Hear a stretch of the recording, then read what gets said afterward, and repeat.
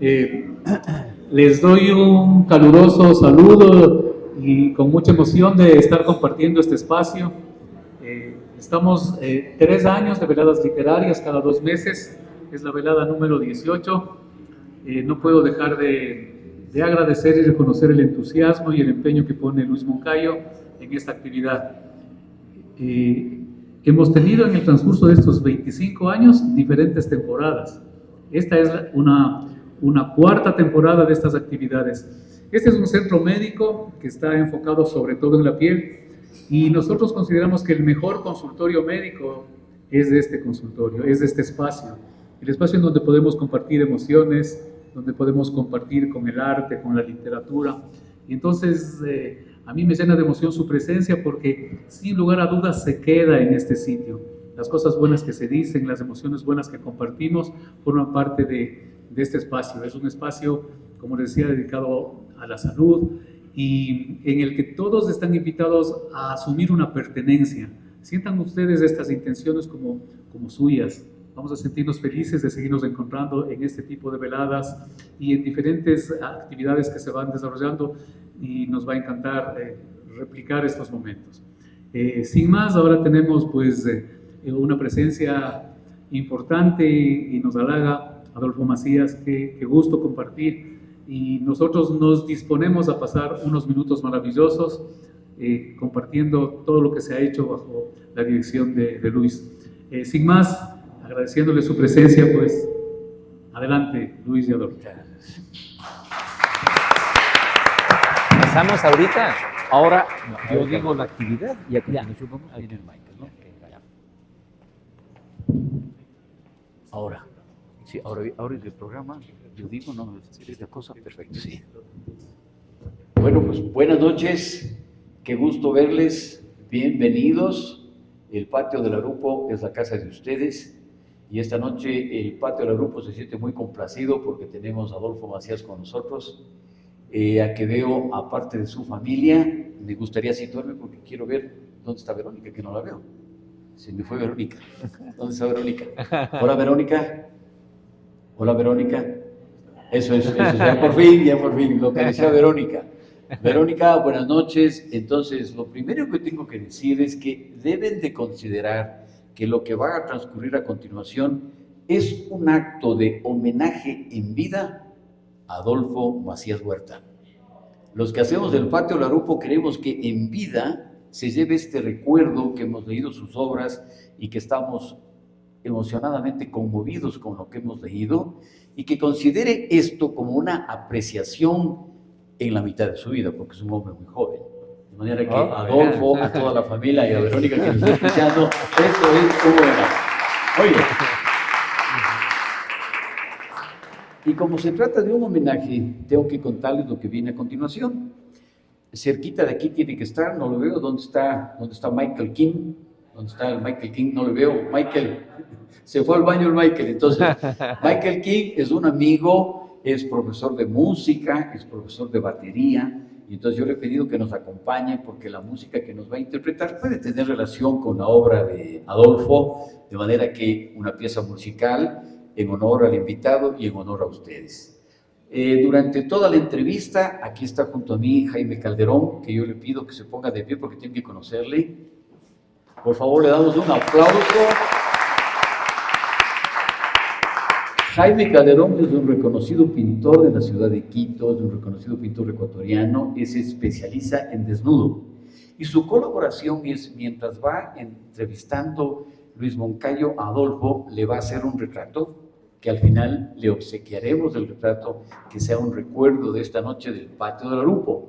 Y tenemos finalmente un diploma, un reconocimiento que te entregaremos diciendo que el Patio del Arupo está feliz de haber contado contigo y que reconocemos tu tiempo, tu valía. Esto es lo que va a transcurrir en los próximos minutos, ¿no es cierto? Como todavía no sale mi querido amigo alemán, ahí está, ya está aquí. Recibamos al artista, a ver, Michael. Te recibimos con un aplauso. Por favor.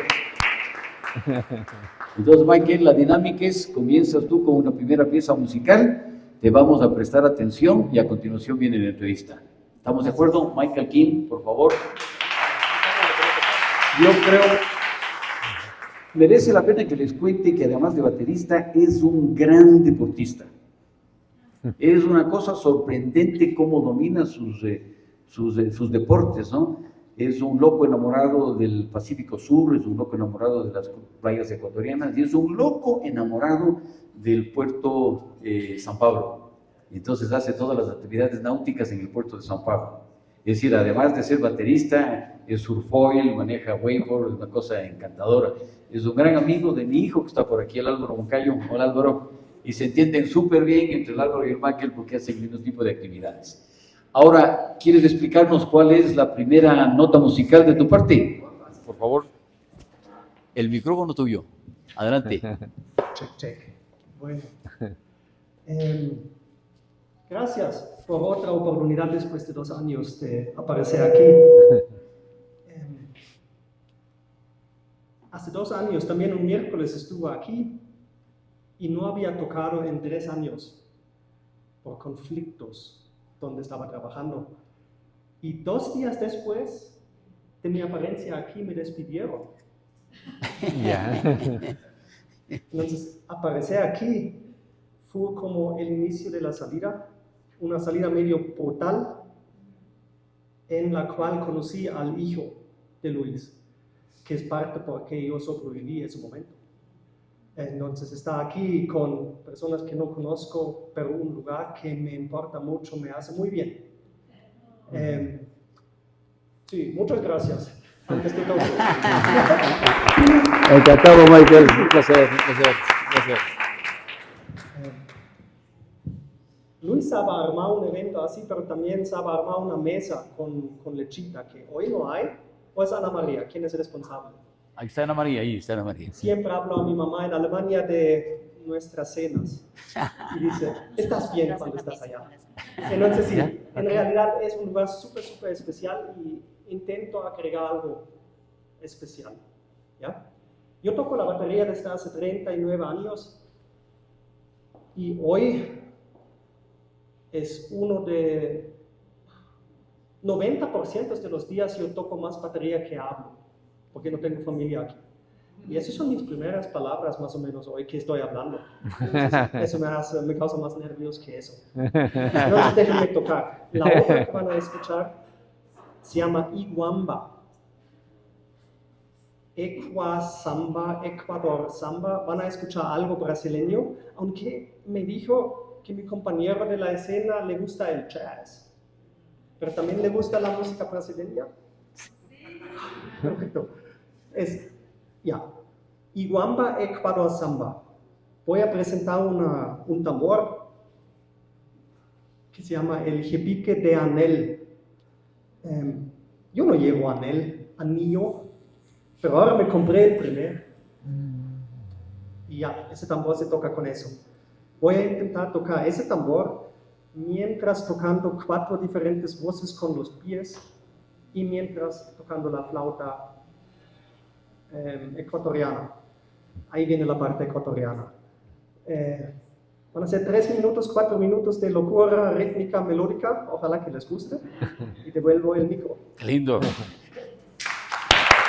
Gracias, Michael. Gracias, Michael. Gracias.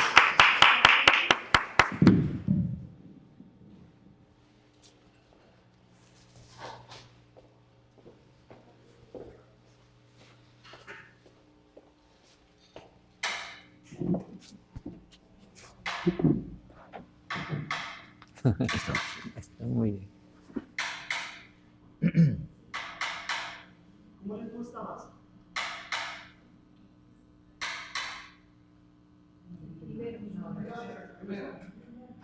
Qué bueno.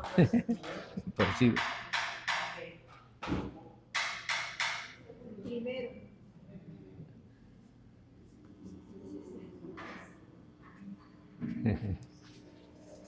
Hola.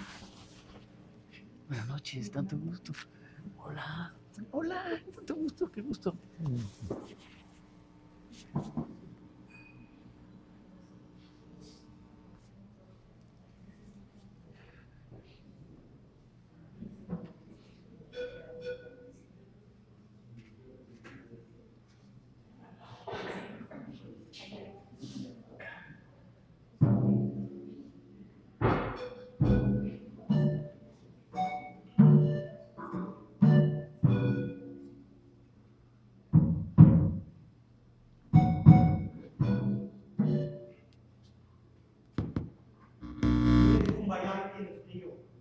Para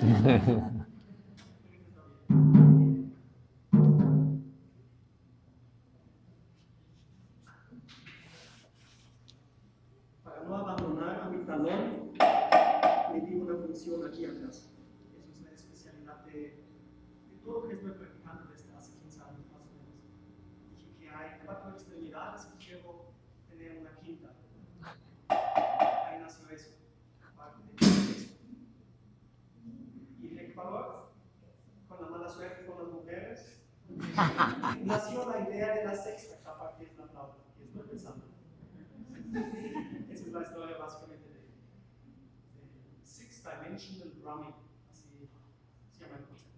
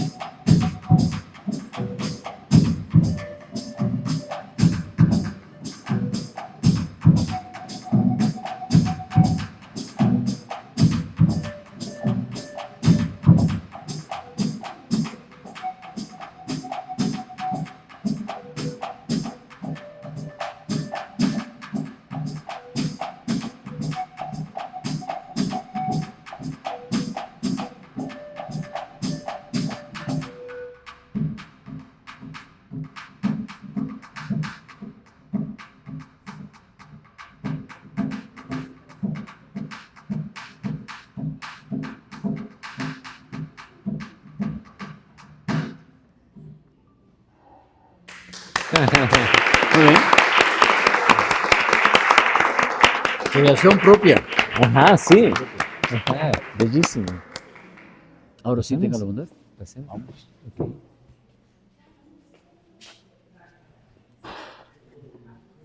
Muchas gracias, Michael. Qué hermoso, Michael. Gracias, muchas gracias. Bacán. Muchas gracias. Bravo. Por favor.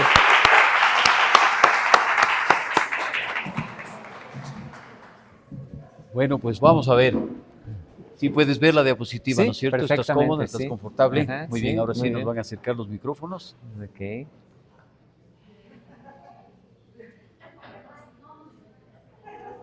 Un traguito. Saluda, Adolfo. Ok, salud. Salud.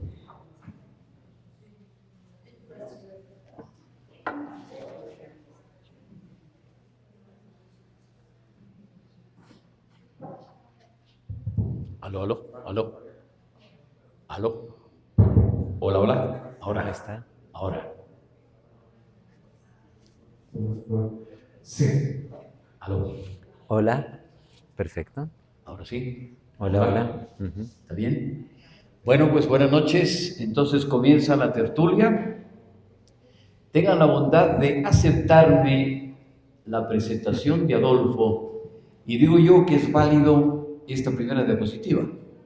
Para mí es un placer infinito presentarles a un cazador de asombros. Y yo creo que si va cazando asombros, escribe cosas asombrosas. Los lectores nos quedamos asombrados de lo que leemos y nos quedamos profundamente satisfechos. Entonces, digo yo, presentado a este estimado cazador, continuemos hacia adelante.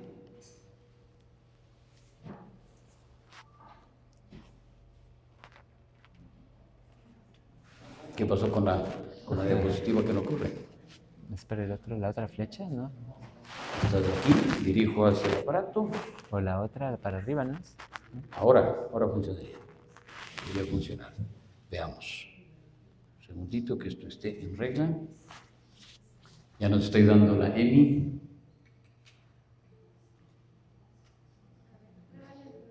¿Vemos? Debería correr.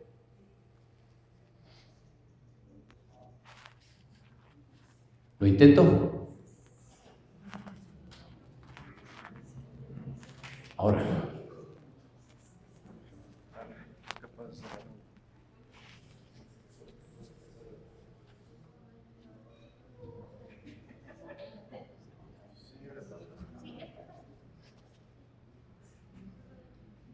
Él pasaría la... Sí, vamos allá. a- Ok, listo.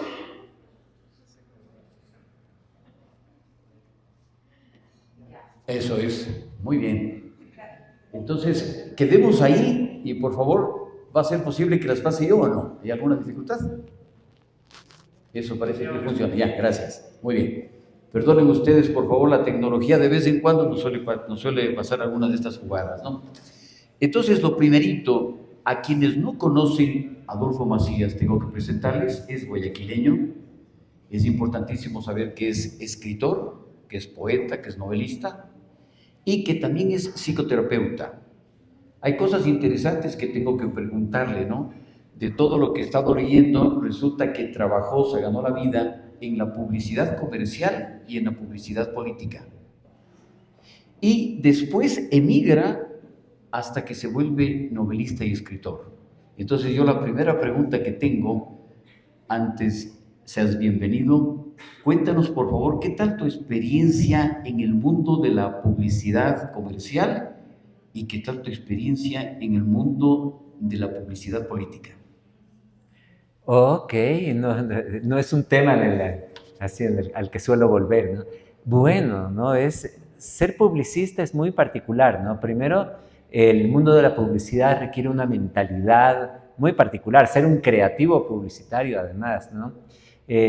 Porque es como una intersección entre algo que requiere ciertas cualidades artísticas, habilidades, ¿no? Estéticas para diseñar, escribir, etcétera, pero se cruza con una necesidad comercial y se cruza con el mundo, digamos, del mercadeo, ¿no? Yo entré por ese lado y en ese momento era como decir, es como el único lugar en el mundo en donde me aceptaban como un ente productivo. Es decir, o sea, no hubiera encontrado un lugar en el mundo donde me digan venga y trabaje, ¿no? Porque era un pedazo de loco, ¿no? Por allí, ¿no? Que tenías como inquietudes, habilidades que no son convencionales en el mundo de la producción, ¿no? O sea, no tenía oficio ni beneficio, ¿no? En ese sentido. Y por otro lado era como decir, bueno, el chico es creativo, ¿no? Es medio loco, se le ocurren cosas, es como dicen en Quito, ocurrido. El guámbara ocurrido, ¿no? Entonces, como buen ocurrido, dijeron, chuta, ya que eres tan ocurrido, ¿por qué no se te ocurre una canción, un comercial, una imagen, un afiche? Y comencé en medio de eso. Básicamente había estudiado en CIESPAL, he hecho un curso y me había formado como guionista. Entonces comencé a escribir guiones de radio. Y entré en el mundo de la radio, a través de eso a la radio comercial, a hacer jingles y todo eso, a relacionarme con músicos. Terminé en la publicidad. Digamos que también el nacimiento de mi primer hijo marcó la necesidad de tener un oficio, ¿no? Y no solo un oficio, sino un empleo con sueldo. Entonces, digamos, ese fue el espacio que el mundo creó para mí, ¿no? Porque yo a los 26 años creía que no había un espacio para mí en el mundo. Yo decía, ¿qué hago aquí? Era como un pez fuera del agua, ¿no? No entendía qué hacía en este mundo, en esta sociedad, no encontraba un lugar para mí. Yo lo único que amaba era el arte, ¿no? Y amaba la literatura y escribir y leer. Y con eso no iba a ningún lado. Entonces fue como que el recoveco, el lugarcito que el mundo me dio la oportunidad para sobrevivir. Y luego, a través de eso, fui avanzando, cayeron clientes que por ahí, en medio del trabajo, que eran candidatos, partidos políticos que necesitaban campañas, ¿no? Para procesos electorales. Como que me fue bien en eso, y cuando ya decidí que quería salirme de la publicidad y estudiar psicoterapia para tener un oficio decente, entonces me quedé haciendo publicidad para diferentes políticos. Eso me permitía no trabajar en una oficina, tener como clientes personales, y me hice mi carrera, y el día en que me gradué ya boté todo y me dediqué a la psicoterapia, que me parecía por último, una profesión mucho más congruente con la literatura, ¿no? En el sentido de que tal vez uno piensa que muchas personas, ¿no? Piensan que como psicoterapeuta aporto a mi literatura, o sea, como que ser psicoterapeuta fuera algo beneficioso para un novelista. Pero yo diría que ser novelista es beneficioso para el psicoterapeuta también. Eso está bien dicho, Ajá, eso está bien sí. dicho, cuidado, muy bien. Fíjate que nos acabas de aclarar una pequeña duda que yo tenía, y el auditorio dirá, pues estamos conociendo a Adolfo, ¿no? La siguiente pregunta. Resulta que por la sangre de Adolfo circula un 50% de sangre ecuatoriana y un 50% de sangre mexicana, porque su mamá es mexicana y su mamá es artista. Y entonces mi pregunta es, viviste en Guayaquil parte de tu infancia, te vas a vivir parte de tu infancia también en México, ¿no es cierto? Y mi pregunta es, ¿cómo te fue en esa época de la infancia en México con tu madre mexicana? ¿Qué recuerdos tienes? ¿Qué nos cuentas de tu vida de aquel entonces en México? Es bastante extraño, ¿no? Porque la etapa de la infancia que paso allá, me acuerdo muy poco, era muy pequeño, luego volví de adolescente 3 meses. Pero de lo que me acuerdo de 2 cosas. Son primeros recuerdos de la vida, porque yo hice como un pre-kinder, algo así, en Ciudad de México, pero de lo que me acuerdo era, esto es como una imagen, ¿no?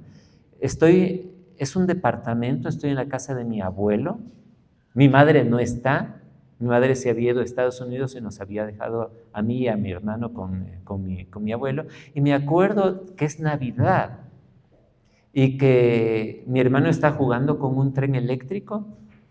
Yo estoy enojado porque no me gusta el regalo que me dieron a mí, no sé, yo quería el tren. Entonces yo veía que el tren se movía y yo botaba mi regalo y quería el tren, y entonces estaba como enojado, frustrado, lloraba, y mi abuelo me mira y me dice, ven acá, y me sienta y me dice, el tren no importa, tú eres mi tocayo. Me dice, yo me quedo así y me calmo. Caramba. O sea, fue maravilloso este encuentro. El otro que yo me acuerdo es ir cruzando con una empleada que nos llevaba a la escuela, y que un auto frena raya, yo corro, ella me suelta de la mano y termino caído y el auto queda al pie de mi cuerpo, ¿no? Es que casi me pisa, ¿no? Y eso yo me acuerdo, ¿no? Y esos son los dos recuerdos que tengo de México. De México. O sea, nada como decir mi infancia en México, ¿no? Escuchando tu respuesta, yo creo que merecía la pena hacer esta pregunta. Yo tengo incorporado, porque eso no viene en todo el internet. No viene. Muy bien. Claro. Entonces, luego de esto, estudia en Quito, en la Católica, estudias filosofía, ¿no es cierto? Luego te vas a Chile y te haces psicoterapeuta. Yo digo, es un esbozo de la calidad humana y de la persona que está aquí a mi lado derecho frente a ustedes. Ahora, hagamos una revista a lo que he escrito. Pues. He calculado, me puedo equivocar, 16, 18 libros tal vez es tu producción. Voy a resaltar las siguientes cosas que me parece a mí que merece la pena que ustedes conozcan. Entonces, por ejemplo, Laberinto junto al mar. Su primera novela debuta con esto, porque primeramente escribe poesía. Yo tenía seleccionado unos poemas tuyos para que lo leas, me dije, prefiero presentarte así. Primera novela de Adolfo, Laberinto junto al mar. Le sigue La vida oculta. Sigamos repasando. El mitómano. Le sigue Geografía del asombro. No se olviden que es un cazador de asombros. Esta novela yo no la he podido conseguir, me he quedado con las ganas de leerla. Este libro yo la buscaré porque tienes una ficha técnica fantástica, hablan fantásticamente bien de geografía del asombro. Yo más o menos digo, claro, que revisarás tú la geografía del asombro. Merece la pena que la leamos, ¿no? Continuemos. El grito del hada y Pensión Babilonia. Aquí sí tengo que hacer un especial énfasis en El grito del hada. Entonces, ahora yo le pido a Adolfo que me siga porque voy a hacer ficción literaria. Entonces, a continuación vamos a hablar de una novela suya que tiene una protagonista femenina muy curiosa que se llama Dalila. Dalila. No, espera. Se llama Dalila. Y resulta que Dalila Puma es ahora mi cómplice. Y es ahora mi pana. Entonces somos muy amigos, ¿no? Y entonces me dice, Luis, tienes que pedirle que te cuente en El grito del hada porque es la novela más autobiográfica que tiene Adolfo Macías. ¿Es la más autobiográfica de todas? Sí. Entonces, en esa novela hay un poeta que se llama Leopoldo y hay una mujer extraordinaria. Yo la calculo, digo, extraordinariamente bella, dotada de ese don de ser mujer y de atraer a todos los artistas, ¿no? Y los artistas que pasan por su lado se vuelven locos, se enamoran, ¿no? Y entonces resulta que se casa con Amílcar, que es un pintor, y en el Camal de Quito tiembla unas sábanas y coge la sangre de los toros y pinta, y viene Odelina y se queda loca de ver esta obra, se enamoran y se casan. Pero aparece Leopoldo. Y entonces, claro, por favor, cuéntenos usted un poquito de sus sensaciones con respecto al grito del hada y quién fue Leopoldo. Bueno, estamos hablando de cuando yo tenía unos 24 años, ¿no? Y en esa época primero conocí a la esposa de Ramiro Jácome. Ramiro Jácome es un pintor de esta generación de pintores de este grupo que se llamó de los Cuatro Mosqueteros, que eran como neoexpresionistas, ¿no? Que hicieron época, ¿no? Fueron como una vuelta de tuerca a la pintura nacional, ¿no? Y la esposa de Ramiro Jácome, que se llamaba Sheila Bravo, ¿no?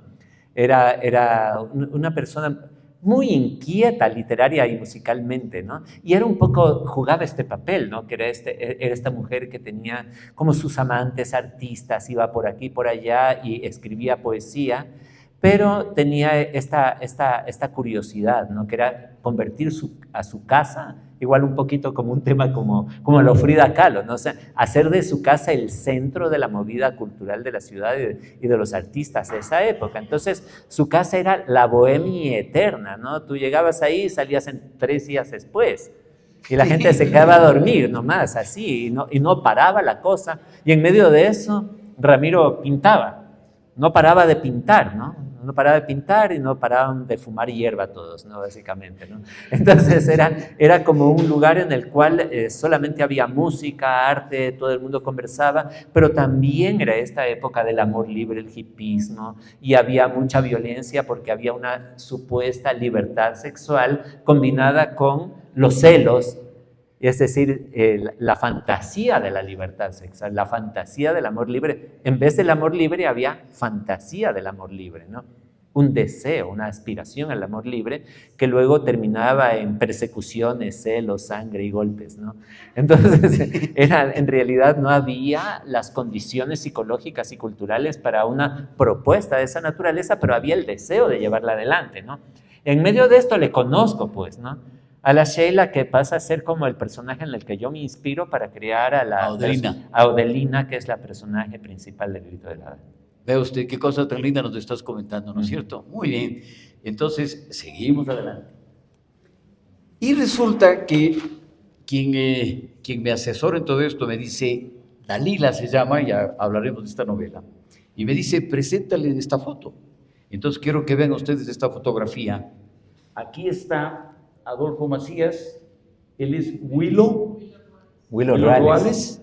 Aquí está nuestro amigo Adolfo, aquí está Leonardo Valencia y aquí está Fra Páez.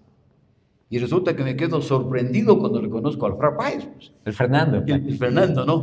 Entonces, resulta que tiene mucha importancia en la vida del Adolfo, tanto así que en este libro tiene como una especie de falso epílogo o alguna cosa y escribe unas palabras muy lindas de esta cosa, para que vean ustedes, ¿no? Pero trascendente contarles, vean ustedes, es una mañana en la cual están disfrutando de un ceviche distinguidísimos artistas y novelistas ecuatorianos. Entonces yo digo, yo me voy a comer ceviches con mis amigos aquí presentes, es un deleite, a los ecuatorianos los ceviches nos encantan, ¿no? Digo, pero ¿qué será pues estar con estos fenómenos de la naturaleza, de la literatura, un ceviche, qué cosa tan linda, ¿no? Esto me contó la Dalila, y esto te pregunto a ti, ¿qué tal te lo pasaste con todos tus amigos novelistas?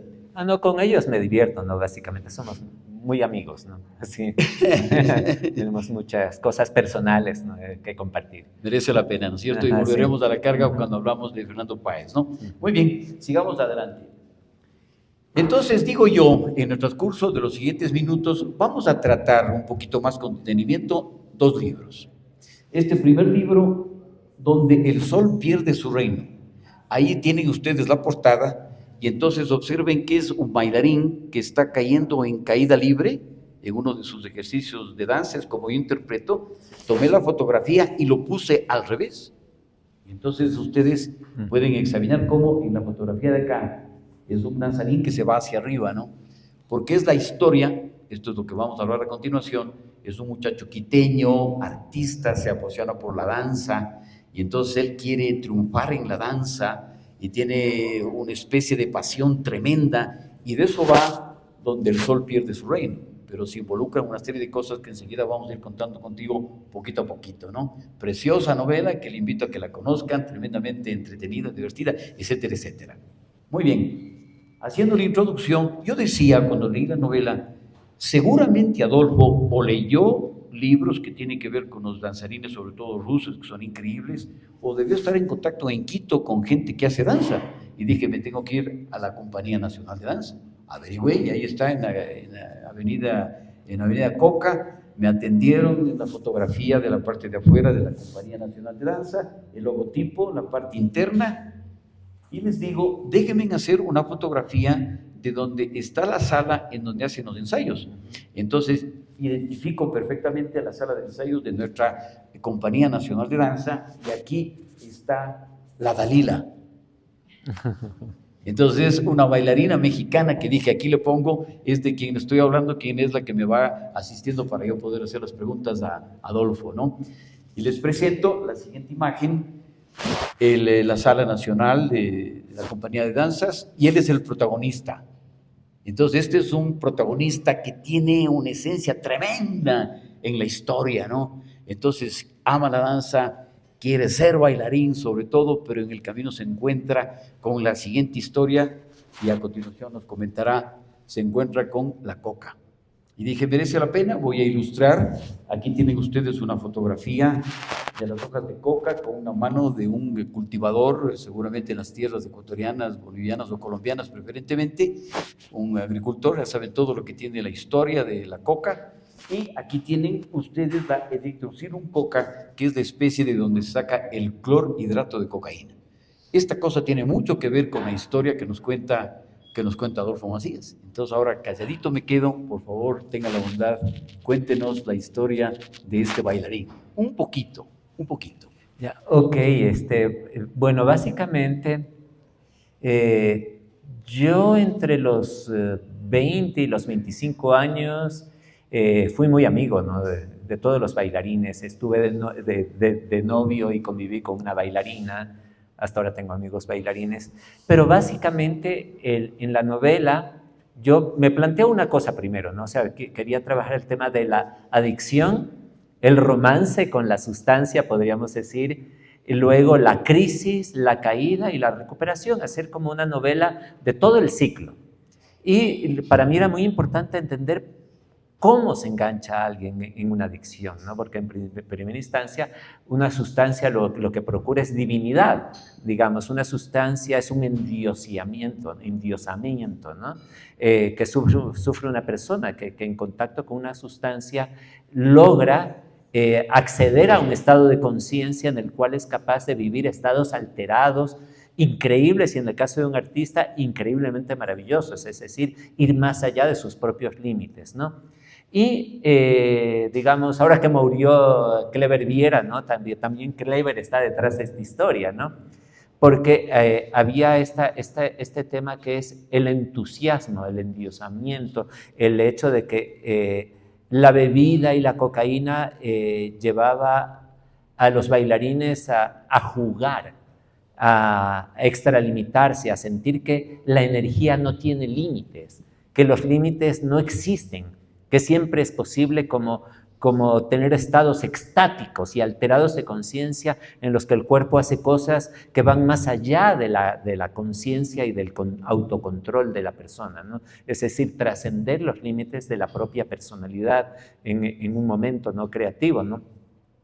Y en ese sentido, digamos, había este tema, no había, en esa época era muy corriente, ¿no? El uso del alcohol, la cocaína, la hierba, el ácido lisérgico, los hongos. Había un consumo muy corriente, ¿no? Y era probarlo todo, vivirlo todo, explorarlo todo, era violar las reglas, era liberar el cuerpo del dogma de la danza, por ejemplo. Había la idea de que el lenguaje de la danza era un dogma para el cuerpo y encarcelaba al cuerpo y había que liberar al cuerpo de los dogmas de la danza, de las estructuras. Era este ideal, ¿no? De siempre romper, ir más allá, el liberar, ser extremadamente creativo, y el ideal era el éxtasis, ¿no? No la disciplina, ¿no? La disciplina es un ideal de la persona que después del éxtasis entiende la disciplina viene después, ¿no? Pero en ese momento la idea era vivir esos estados, y de ahí nace un poco mi primera experiencia con la danza, ¿no? Y luego viene el tema de que entendí que el rato que quería escribir la novela de la caída y digamos, del proceso de la adicción, entendí que el mejor personaje con que lo podía hacer era un bailarín. ¿Por qué?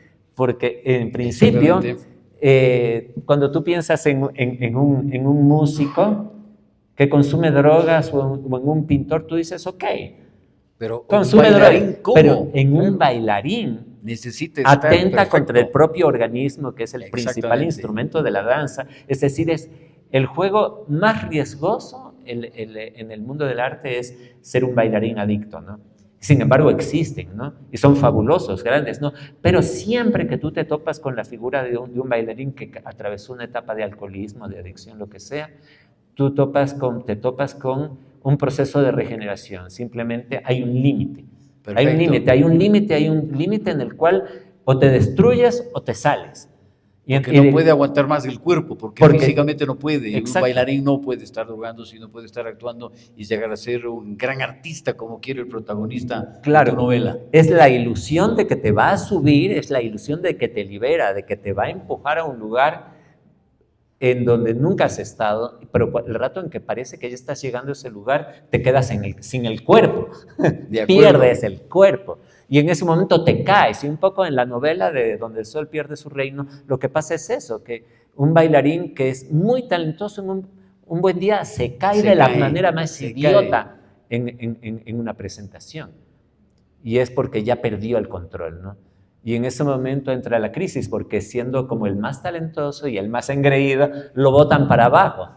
Anda nomás a limpiar los baños, anda a ocuparte de otras cosas, ¿no? Porque tú no mereces. Menudo golpe que en un escenario. Para este proyecto de artista, ¿no es Y cierto? de ahí le toca como entrar en crisis, que la idea es que esta novela es una novela de la crisis. La crisis. Muy bien, te propongo.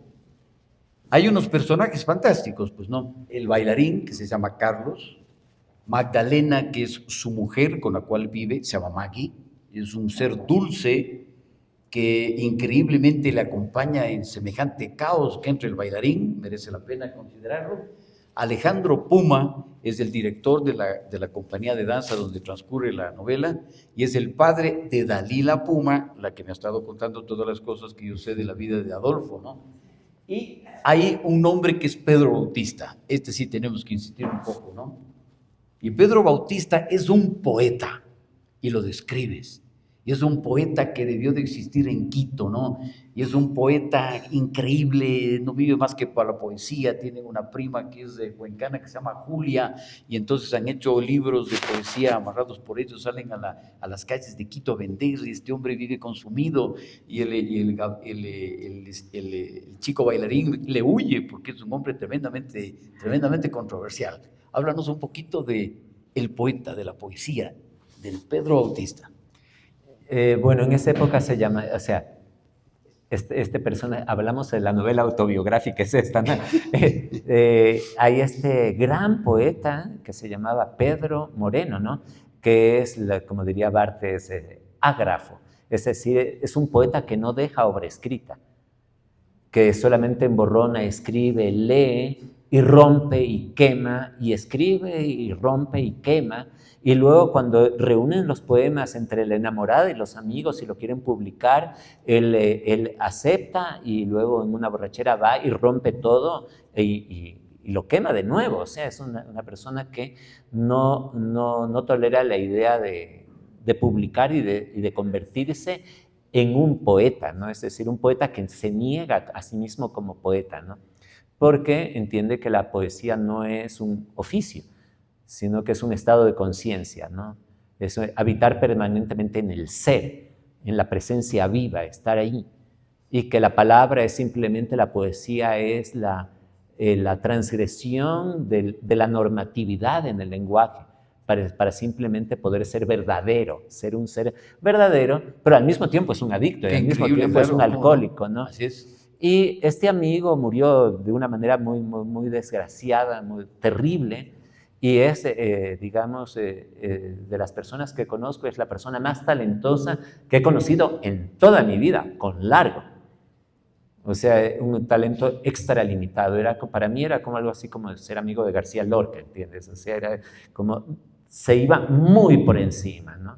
De todo lo que yo conocía. Ni más ni menos a la altura de Federico García Lorca. Exactamente, yo creo, sí, era ese tipo de ser, ¿no? Entonces, para mí fue como muy doloroso conocerlo, muy doloroso negarlo, muy doloroso hartarme de él y en un momento dado no querer saludarlo tampoco. ¿Qué cosa? ¿No? Claro. Porque era muy invasivo, era muy autodestructivo, ¿no? También, ¿no?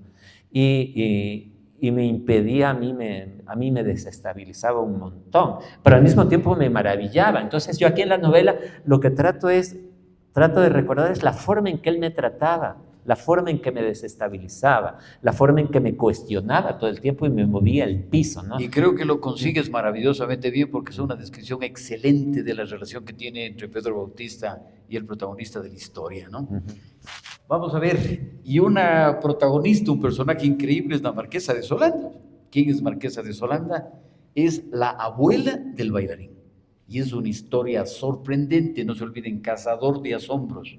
leer la historia de la marquesa de Solanda, por el amor de Dios, y saber lo que le pasó a la madre. Cuéntanos un poquito, no les podemos contar todo, porque tienen que quedarse con las ganas de decir, voy a comprar ese libro, y van ustedes a disfrutar de unas historias increíbles. Marquesa de Solanda.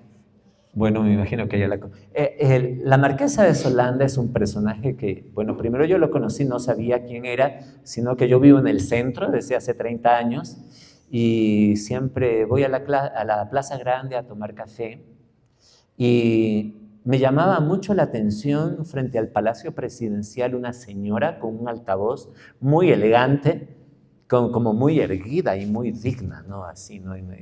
Que reclamaba frente al Palacio Presidencial el acoso y la persecución que había sufrido su familia desde su bisabuelo, ¿no? Y cómo ella había sido heredera de este título nobiliario, y ella era Marquesa de Solanda, y que había una gran porción de la ciudad que había sido de la ciudad de Quito, que ha sido construida ilegítimamente sobre la propiedad de su familia, que ha sido de alguna manera expropiada, abusada, engañada, y ella está reclamando los derechos de su familia sobre ese territorio, y hasta ahí yo decía, ok, es una loca ordinaria, ¿no? Pero en un momento dado, ella reclamaba que esto era ¿cómo decirte? Era una cosa que estaba armada entre cierta burguesía ecuatoriana apoyada por el gobierno de Estados Unidos y una raza alienígena que estaba presente en ese momento en la Tierra tratando de tomar el control de la comunicación y de los estados. Y entonces comenzaba a atacar al presidente norteamericano por estar cediendo, ¿no? estar siendo mentalizado por inteligencias alienígenas que estaban buscándola a ella particularmente y produciendo fenómenos en su casa, ¿no? Fenómenos muy extraños en su casa, que ella era la última de su estirpe siendo perseguida psíquicamente por entidades en ese momento. Entonces pasaba de una situación social que ya era entendible, histórica, y de golpe ya estábamos con los alienígenas y todo esto, y yo cada vez que pasaba me sentaba y le escuchaba, ¿no? Y decía, esta señora primero me llamaba la atención su postura, era muy elegante, ¿no? Y era muy erguida, ¿no? Y tenía un tono como decirte de superioridad, ¿no? De nobleza. De nobleza, era aristócrata, ¿no? Y ha sido aristócrata, pues de verdad, ¿no? Entonces, el asunto era que a mí me llama la atención y yo decía, y yo me preguntaba cosas, yo decía, ¿la familia le deja venir aquí? ¿La viene a recoger la familia? ¿Qué pensará la nieta? ¿Qué dirá el hijo? ¿Cómo manejarán en el interior de su familia todo esto, este personaje, ¿no? Y por otro lado me parecía que era una forma en que ella organizaba el mundo para seguir en escena, es decir, yo decía, podría ser una fantasía psicótica, pero le da dignidad y le da pertenencia y le da poder. Entonces yo decía, es una herramienta de poder, esta representación es Adolfo, maravillosa. Yo leía el libro y decía, tiene un delirio sistematizado, que decíamos en psiquiatría, ¿no? Porque fíjese usted lo que está pensando, que es el Estado ecuatoriano, que es la CIA, la Norteamérica y ahora los alienígenas, ¿no? Pero sorprendente, es la abuela del bailarín. Y la manera de educarlo, ella tenía en su mano un boyero que le decía la Jacinto, la Fortuna, algo así, y le pegaba al muchachito danzarín, al muchacho que es el protagonista de la historia, ¿no? Y ahora quiero compartirles con ustedes este personaje, Aparicia. Resulta que en esto de andar por las calles de Quito, drogándose el bailarín, va y termina en Atola. Entonces dije, tiene que haber algún café por ahí, que seguramente lo visitaste, y conoce a Aparicia. Entonces merece la pena que nos cuentes un poquito de quién es Aparicia, y para que vean ustedes acercándose a la trama de esta novela apasionante, ¿no? Donde el sol pierde su reino. Yo diría que Aparicia es como un personaje colectivo. Si ustedes se acuerdan, en algún momento de la vida, si tuvieron amigos que tenían por ahí, entre todos los amigos, tenían un amigo que tenía una mamá chévere. Una mamá que les dejaba tomar, les daba el caldo, les justificaba, era como la mamá que no cortaba nota, así, ¿no? Básicamente Aparicia pasa a ser como esta mujer que tiene un bar, que tiene hijos jóvenes y que acoge a los amigos de sus hijos y celebra con ellos, y tiene este rol que es como que se desliza entre ser mamá de sus hijos y ser entre amiga, y luego se desliza a ser un poco amante de los amigos de sus hijos, ¿no? Y esta ambigüedad a mí me interesó muchísimo, ¿no? Porque conocí a una persona así y yo decía, qué increíble cómo se genera esta ambigüedad, ¿no? Esta ambigüedad entre lo maternal, entre esta madre que acoge a los amigos de los hijos, pero que luego en medio de eso también los amigos de los hijos se sienten amigos de ella y ella se desliza hacia un terreno más sexualizado en la relación, ¿no? Y esto vendría a ser como una desestructuración de la relación familiar convencional, ¿no? Y a mí me interesa, entonces, ¿qué pasa? Que cuando tú eres adicto, pierdes la noción de los límites y de las estructuras simbólicas de la familia y todo eso. No hay límites. Entonces, entre el personaje que se hunde en esta experiencia de drogas, ya pierde los límites. Y se topa con esta mujer que también pierde los límites. Entonces, eso da lugar a lo que llamaríamos el caos en la novela. El caos en la novela. Muy bien. Entonces, esto es lo que les vamos presentando. Se quedarán con ganas de saber más de la novela. Hay que leerla porque merece la pena, ¿no? Como médico merece la pena que les cuente, cuando yo leía las páginas, decía que conocedor de lo que significa estar recibiendo una raya, un pico de cocaína, ¿no? Y entonces debe ser que llega a los centros nerviosos y es todo cuestión de la sinapsis, pues hay una secreción de dopamina y somos adictos a la dopamina los seres humanos, ¿no? Que es lo que nos permite tener intensas emociones, y de eso va en parte la novela. Como todo esto tiene que ver con poetas, con artistas, tienes unas frases muy bonitas de estas tres personas que están aquí. El bailarín quiere ser un gran bailarín, quiere ser un gran artista. Y entonces tú describes y dices, ver la imagen de Pablo Picasso con una flor no desvirtúa nada, es un macho ibérico, ahí está con su flor, ¿no? En la mitad está una fotografía del bailarín Nureyev y aquí está Walt Whitman. Entonces son tres muestras de cómo los artistas pueden tener su presencia, ¿no? El Walt Whitman con tú dices, esa barba de bosque. Y sí me gustaría que nos des un poquito de lo que tú sientes con respecto a esta fotografía y la replicas en tu novela. Sí, siento que hay en la búsqueda del artista puede haber, o sea, hay dos búsquedas, ¿no? Está la búsqueda de la obra. O sea, yo quiero hacer una coreografía que produzca, ¿no? Que sacuda los sentimientos, el corazón de las personas, que violente, que transgreda tal cosa. Yo busco una obra yo quiero hacer una novela subjetiva en donde se pueda ver el dolor humano reflejado en la miseria de las personas que nadie quiere conocer, y visitar esos lugares de la sociedad, etc. Todo eso está reflejado en la obra, ¿no? La idea de la obra. Siempre pensamos en el artista como alguien que hace obra, pero también hay ese revés, que es la obra como punto de partida para la construcción del artista como personaje. Es decir, como cuando Borges dice Borges y yo, es decir, hay un momento en el cual el artista puede preocuparse más de lo que la obra dice de él que de la obra que él escribe.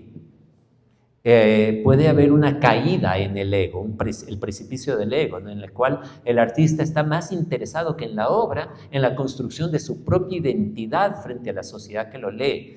Y entonces aparece la imagen del fauno, por ejemplo, ¿no? La imagen del fauno, porque no hay nada más digamos, por ejemplo, podríamos decir, hay un hedonismo que encubre cierto narcisismo, por ejemplo, en la figura de Picasso. Picasso se filma a sí mismo, bailando con una flor, como un fauno, ¿no? Y recreándose a sí mismo en esta imagen de este hombre que entra a los 60 años de edad como un griego del siglo III. lleno de una vitalidad proteica y mágica, ¿no? Entonces, es un ser que se está creando a sí mismo, con el deseo también de inmortalizarse en la imaginación de la humanidad, ¿no? Está construyendo una imagen de su propio ser que lo sobreviva. Y en ese sentido Borges habla, ¿no?, justo como él le regala su alma a Borges, ¿no?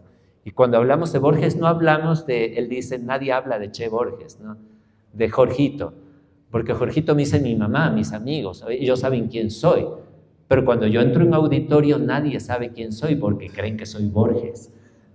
Qué interesante lo que cuentas, ¿no? Claro. Entonces estas son las imágenes que tenemos, estos son los alter egos de los artistas, eso es, ¿no? Y que va con el bailarín. Muy bien, veamos.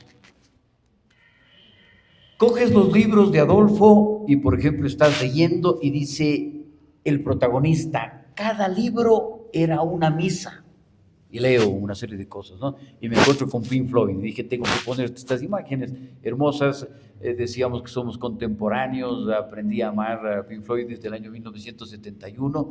Y yo decía, sí merece la pena que nos des como una especie de palabra tuya con respecto a la música, lo que tú sentiste, qué significa para ti Pink Floyd, por ejemplo, de los libros que tú citas en tu novela. Justo en mi última novela, en la Ceremonia de los Pájaros, el personaje, la novela está en dos tiempos, el tiempo presente y el pasado, la infancia del personaje. Y cuando entramos en la adolescencia del personaje central, hay este momento en el que él descubre la música, que es un momento de la adolescencia en el cual tú te acuestas en una alfombra, pones un parlante en la oreja izquierda, un parlante en la oreja derecha y te echas un disco entero con los ojos cerrados, ¿no? Y ese momento para mí fue Pink Floyd, ¿no? La música dejó de ser un entretenimiento y que se convirtió en algo sagrado, es decir, se convirtió en un estado alterado de conciencia, en un viaje psíquico, ¿no? Entonces yo me acuerdo que para mí fue con Wish You Were Here de Pink Floyd que yo en una noche, yo me acuerdo era en el valle, ¿no? En uno de los valles o por Tumbaco, en algún lugar yo era adolescente y cuando llegué a Quito terminé en una fiesta y en esa fiesta pasó eso. Que un chico me dijo, acuéstate aquí, me puso un parlante a un lado, un desconocido completo, y me puso el disco entero. Y yo me quedé botado con los ojos cerrados y yo escuché el disco entero y en ese momento entendí lo que era la música, o sea, lo que es la música como un viaje psíquico profundo, ¿no? O sea, fue una experiencia sagrada, era exactamente el lugar que la religión. Yo había dejado de creer en Dios, bueno, esto ocupó el lugar de Dios. Está bien. Y solamente, por favor, hay todavía tiempo de conocer a Pink Floyd. Quien no lo conozca, yo tengo una pinfomanía increíble por esta banda, me encanta y creo que llegué a sentir lo que tú describes, ¿no? Que es verdaderamente glorioso.